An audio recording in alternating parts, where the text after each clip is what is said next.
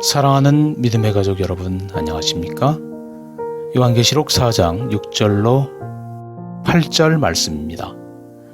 보좌 앞에 수정 같은 유리바다가 있고 보좌 가운데와 보좌 주위에 네 생물이 있는데 앞뒤에 눈들이 가득하더라. 그 첫째 생물은 사자 같고 그 둘째 생물은 송아지 같고 그 셋째 생물은 얼굴이 사람 같고 그 넷째 생물은 날아가는 독수리 같은데 네 생물은 각각 6 날개를 가졌고 그 안과 주위에는 눈들이 가득하더라. 그들이 밤낮 쉬지 않고 이르기를 거룩하다 거룩하다 거룩하다 주 하나님 곧 전능하신 이여 전에도 계셨고 이제도 계시고 장차 오실 이시라 하고. 하나님의 보좌 앞에 또 다른 놀라운 광경이 펼쳐집니다. 수정 같은 유리바다가 있습니다. 요한은 하나님의 보좌가 있는 처소를 성전의 용어로 표현합니다. 유리바다는 솔로몬 성전에 있는 큰 그릇인 바다를 모티브로 합니다. 이것은 하늘 성전의 거룩함을 나타낸다고 할 수 있고 보좌 앞의 고요와 평안을 의미하기도 합니다. 이 유리바다는 교인들로 하여금 풍랑이 있는 세상 속에서도 주변 상황이나 자신의 문제에 빠져서 절망하거나 고민하지 말고 하나님의 시선으로 바라보며 담대하라는 뜻으로 생각할 수 있습니다. 본문에 나오는 보좌 가운데와 보좌 주위에 있는 네 생물은 앞뒤에 눈이 가득하고 각각 6 날개가 있고 그 안과 주위에 눈이 가득하다고 합니다. 눈이 가득하다는 것은 이들이 끊임없이 주시하며 통찰하는 존재임을 보여줍니다. 그들은 쉬지 않고 쳐다보며 거룩한 보좌를 지킵니다. 7절에 생물들의 이름을 언급하며 같다라는 단어를 4번 사용합니다. 이들은 각 분야의 최고로 간주되는 것들입니다. 사자는 야생 동물의 왕이요 독수리는 새들의 왕입니다. 또한 소는 가축 중에 최고요 사람은 피조물 중에 최고입니다.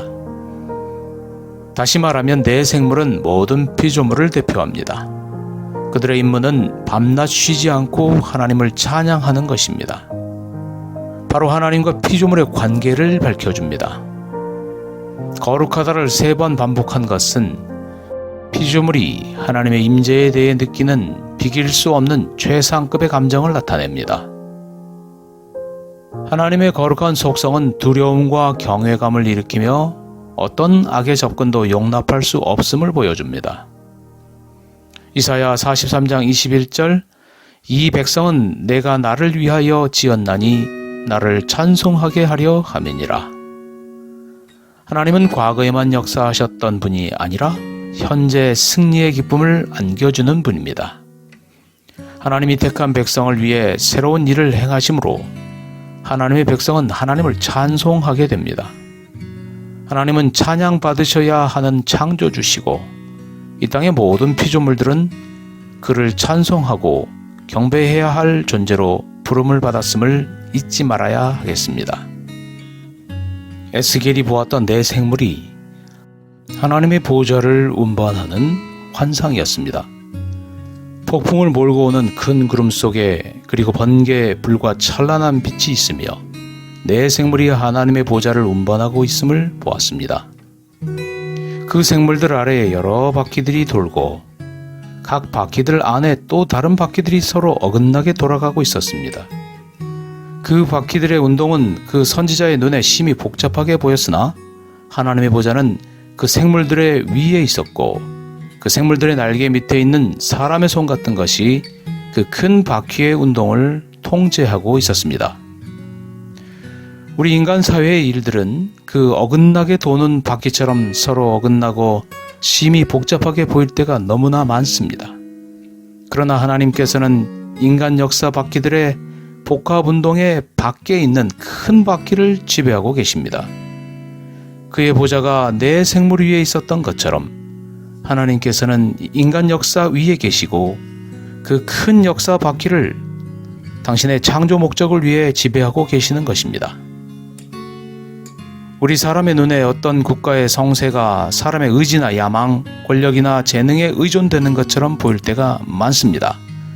그러나 우리가 믿음의 눈으로 하늘 보좌를 주목할 때 우리는 하나님께서 당신의 창조 목적을 위하여 인간의 역사를 주도하고 계심을 확신하게 되는 것입니다. 역사의 수레바퀴를 주장하시는 하나님의 통치 능력을 믿고 의지하기를 소망합니다. 감사합니다. 행복한 하루 되세요.